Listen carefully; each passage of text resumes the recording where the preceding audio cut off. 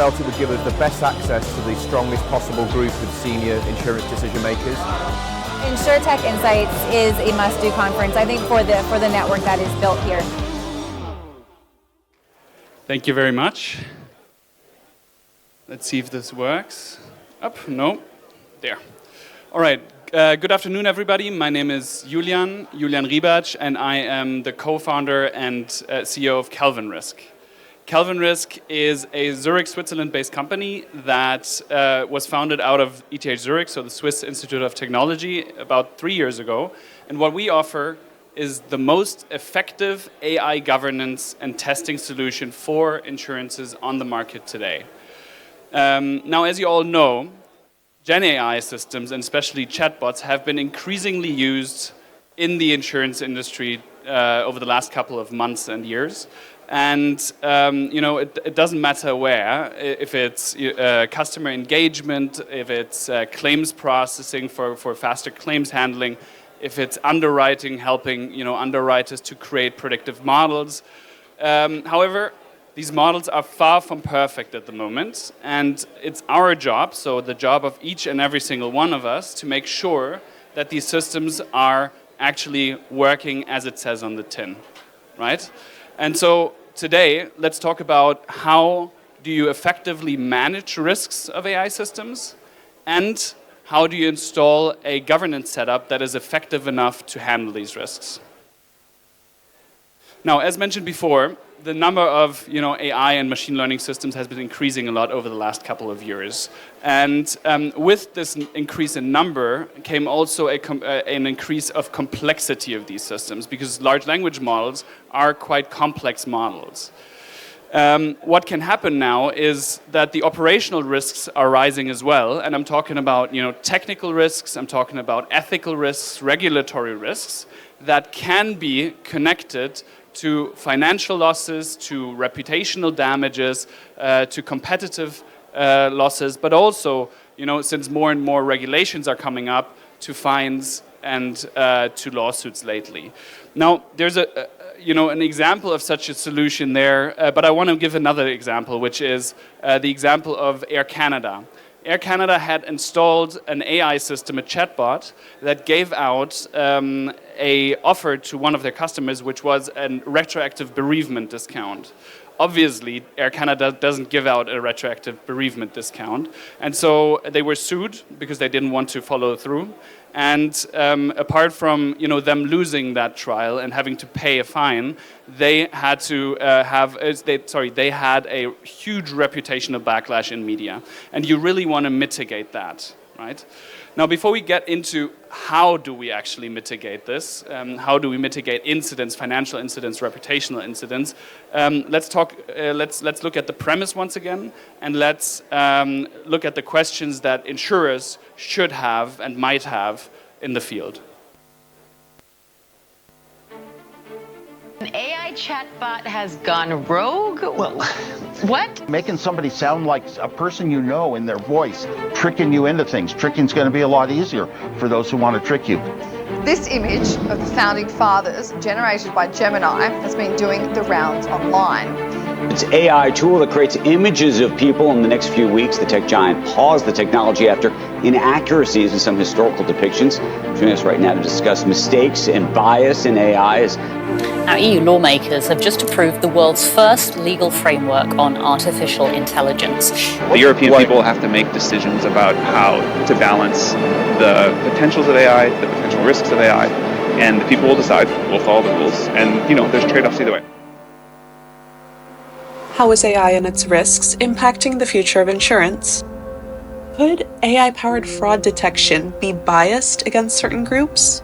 Could a chatbot mislead customers about policies or claims? How can European insurers make sure that AI is safe and trustworthy?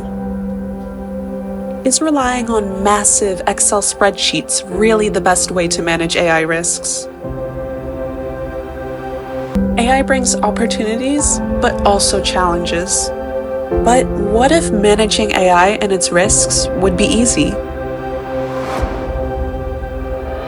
Introducing the solution for responsible AI, a groundbreaking risk management solution from Calvin Risk. Unlike other risk management solutions, we combine governance and testing in one tool. At your fingertips, you have the oversight of AI systems and their risks. No more scattered Excel files. Support for custom questionnaires and lifecycle management. A centralized, collaborative platform. GenAI testing, that's the heart of responsible AI. Test every model against hallucinations and attacks before they have the chance to become real-world disasters. Test classification systems against bias and lack of explainability. How likely is an AI risk? You'll know before it happens. AI doesn't have to be a threat. With integrated testing and governance, it's the future.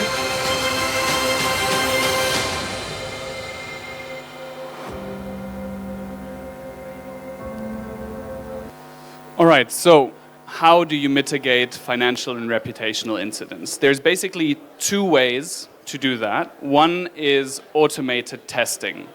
Now, what we see a lot is that testing is already happening in the market. So if an insurance, takes a system online, it's going to be tested. However, at the moment, it's going to be tested manually, and it's going to be tested subjectively.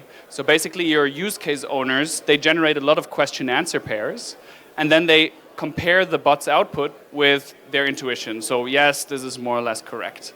Of course, that's not, so really not how it works, right? Subjective and approximate it doesn't help you to analyze hallucinations, it doesn't help you to analyze vulnerabilities, it doesn't help you to analyze if there's a bias in the system.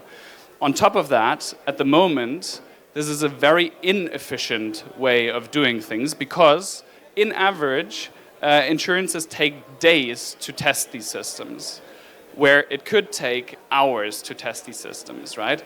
The reason for that is manual tasks, such as test set generations and the testing itself, of course. And so there's one more reason why the current kind of testing is not good, which is the progression analysis is not there. So you cannot compare different versions of your bot, and you cannot analyze if one bot has been better in a previous version or in a later version, because of course you're doing it subjectively. And so with a solution such as Kelvin Risk, what you can do is you can analyze different dimensions in a standardized way, be it bias and toxicity, be it hallucinations, be it jailbreaks and other attack vectors, with numerous tests that you can install there. And on top, the system helps you to generate the ground truth from the context that you provided the bot with. So from the data, the information that you provided the bot with. So that's the one side. And then there's the other side of how you mitigate incidents, and that is AI governance digitization. What we see, and what was also mentioned in the video, is a lot of scattered Excel files, which basically is your AI inventory at the moment. So it tracks which models lie within my company, what policies do these systems follow, and how does the risk landscape look like. The problem with this is twofold. One, these scattered Excel files are never really up to date, right? Two, it's super hard for your use case owners to say how that risk landscape actually looks like, right? Because they are maybe AI experts, they are definitely use case experts, but they're not AI risk experts. And so what a tool like Kelvin brings in is that on the one hand side, you can have an evidence management connected with a centralized use case inventory and model inventory, where what gives you a certain traceability and it gives you all of the information that you need at the same time. And then on top of that, you can create questionnaires that guide your your use case owners through the process of doing these risk assessments, and you end up with a automatically calculated risk assessment of your operational risk framework. So that's basically what it is. By the way, what you also want to do is you want to have a solution that is adaptable to the changing needs of your company, because your company's needs and policies will change over time. This is a super nascent field, and the policies will change. Now, what we do is we have based our methodology on research from ITI Zurich, so from the Swiss Institute of Technology. We analyze the technical, ethical, and regulatory risks of these systems in terms of the performance, the robustness, the fairness, the explainability, the accountability, and safety. And what we also let you do is analyze the loss dimensions. So basically answer the question, what is the probability of failure of the system? And if it fails, how much money would actually be at risk? Now I thought that this screen would be a bit bigger, so let's see if you can actually see what's going on the lower right side. When we analyze bots and when we help companies to set up this solution, what we do first is we create an inventory and audit logs. And what you will see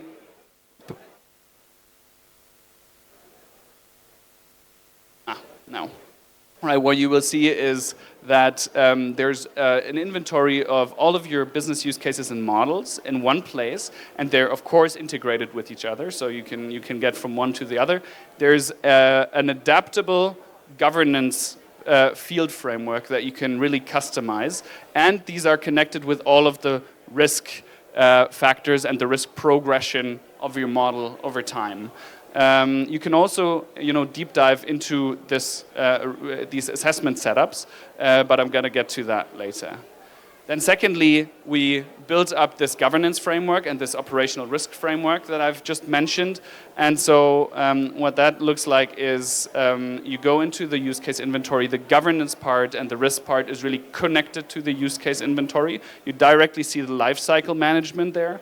And how many policies of how many are actually fulfilled. Again, the governance fields that you have to fill in, and the risk matrix, so basically the use case risk matrix. You can also adapt these dimensionalities, and this is what this use case what an incident could actually do for this use case. Now, if you go into the risk inventory, this is really what an operational risk profile looks like. It's calculated automatically, and so the use case owner only has to accept or say, no, this is actually not the risk because I've put ABC mitigation actions into practice.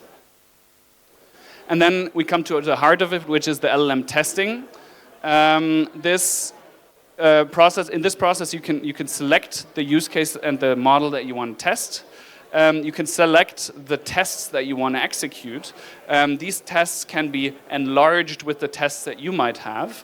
And when you go on, you have to define, now something is happening, you have to define a API for yourself, for us to actually connect to that bot, right? We do in-out tests, so black box testing basically. Define the API key, and then you can generate the ground truth data, so the test set, and drag and drop it there. And then you click execute, and it automatically executes all tests. And then let's say these tests have been executed. What you can do is you can deep dive into the results in terms of your quality assurance. You directly see which tests have been executed, what their results were, right? So everything is traceable. You can directly find where your biggest risk is. In this case, it's performance. And you can see what you tested this with, actually. And you can have an audit, so you can have an audit into, a deep dive into where this comes from, right? So if you really want to deep dive into specific examples of such, test scenarios being run through, you can do that in that solution. And then there's a last part which comes up in a second, which is that you can actually see which model and which data set this has been executed on, and see the answers to the questions that you've provided. So this is really an audit log, right? So this is audit ready in the end. All right, I'm getting to the finish line. So basically, what this has yielded is that we could prove three things with the customers that we did this with. One is that the testing is actually better than the testing they've done so far, which means that for every bot we've tested so far in the insurance industry, we had significant findings of vulnerabilities or performance issues. Secondly, we could have shown that we could show that we could actually compare different model versions with each other and track if it's getting better or worse. And then lastly, and very importantly, you can actually raise the efficiency, so reduce the time of this test, of this better increased testing by more than 80%, right? And so what is the outcome of this? The outcome is that your bot is more secure, your bot is more performant, and you have an effective risk management that you can, align with your policies. With that, I'm going to leave the stage. If you want to talk to us, we're right over there in the middle of the room. There's Anastasia and Johan, and we'd be happy to tell you more about this if you're interested. Thank you very much.